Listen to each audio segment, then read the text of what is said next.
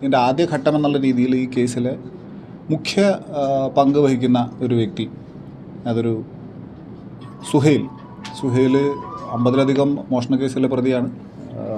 ഞാൻ പാലക്കാടും തൃശ്ശൂരും ഇരിക്കുമ്പോഴും അപ്പോൾ അവിടെയും കേസുകളിൽ എൻ്റെ ടീം തന്നെ പിടിച്ച പ്രതിയാണ്. അയാളോടൊപ്പം നാസർ എന്ന് പറഞ്ഞ വ്യക്തി, ഇയാളുടെ പങ്ക് പൂർണ്ണമായിട്ടും ഓപ്പറേഷനിൽ ഉണ്ടോ എന്നുള്ളത് നമുക്ക് വെളിവാകാൻ സാധിച്ചിട്ടില്ല.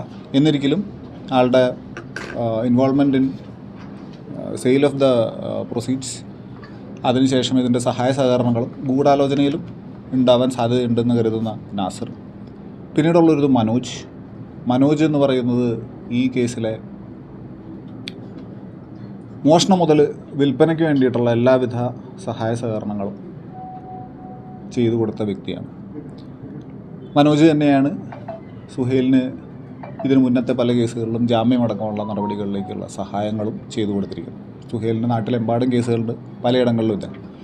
അപ്പോൾ കഴിഞ്ഞ ഒരു 3 മാസമായിട്ട്, എക്സാക്ട്ലി പറഞ്ഞാൽ കഴിഞ്ഞ 2.5 മാസത്തോളമായിട്ട് ഒരു വ്യത്യസ്തമായിട്ടുള്ള രീതിയിലൊരു ഷാഡോ മൂഡിലാണ് ഈ കേസിൻ്റെ അന്വേഷണം മുന്നോട്ട് പോയിക്കൊണ്ടിരുന്നത്. ബഹളങ്ങളില്ലാതെ വളരെ സൈലൻ്റായിട്ട് ഇത്രയും വലിയൊരു ടീം ഇതിൻ്റെ പുറകെ നിൽക്കുകയായിരുന്നു.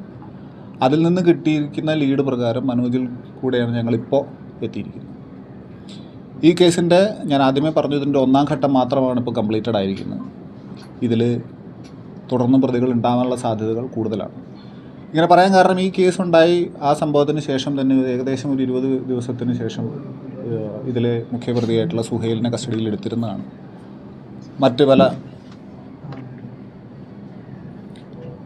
മറ്റ് പല കേസുകളും റിവീൽ ചെയ്തെങ്കിലും ഇതിനെക്കുറിച്ച് പറയേണ്ടായിട്ടുള്ള. അപ്പോൾ അങ്ങനെ ഹാർഡ് കോർ ആയിട്ടുള്ള ഒരു സെറ്റ് ആൾക്കാരായതുകൊണ്ട് തന്നെ വളരെ കൺഫ്യൂസിങ് ആയിട്ടുള്ള സ്റ്റോറികൾ കൂടെയാണ് അവർ പോയിക്കൊണ്ടിരിക്കുന്നത്. അതുകൊണ്ട് ഇപ്പോഴും അന്വേഷണ സംഘം പൂർണ്ണമായിട്ടും ഇവരുടെ മറ്റ് അക്കംപ്ലിസസിൻ്റെ കാര്യത്തിനെക്കുറിച്ചുള്ള കാര്യം കംപ്ലീറ്റ് ആയിട്ടും മുഖവിലേക്ക് എടുത്തിട്ടില്ല. അന്വേഷണം നല്ല രീതിയിൽ അത് ഇനിയും മുന്നോട്ട് പോകേണ്ടതുണ്ട്. ആസ് ഓഫ് നൗ നമ്മളുടെ സൂചന പ്രകാരം റിക്കവറി പ്രൊസീഡിങ്സ് ലീഗലായിട്ടുള്ള നടന്നു വരുന്നേ ഉള്ളൂ. ഏതാണ്ട് 1100 ഗ്രാമോളമുള്ള സ്വർണവും സെർച്ച് പ്രകാരമുള്ളൊരു 7.5 lakhs rupees എമൗണ്ടും 2 ഇലക്ട്രിക് സ്കൂട്ടറുകളുമാണ് ഇതുമായിട്ട് ബന്ധപ്പെട്ട് ഇപ്പോൾ സോഫാർ നമുക്ക് റിക്കവർ ചെയ്യാൻ കഴിഞ്ഞത്.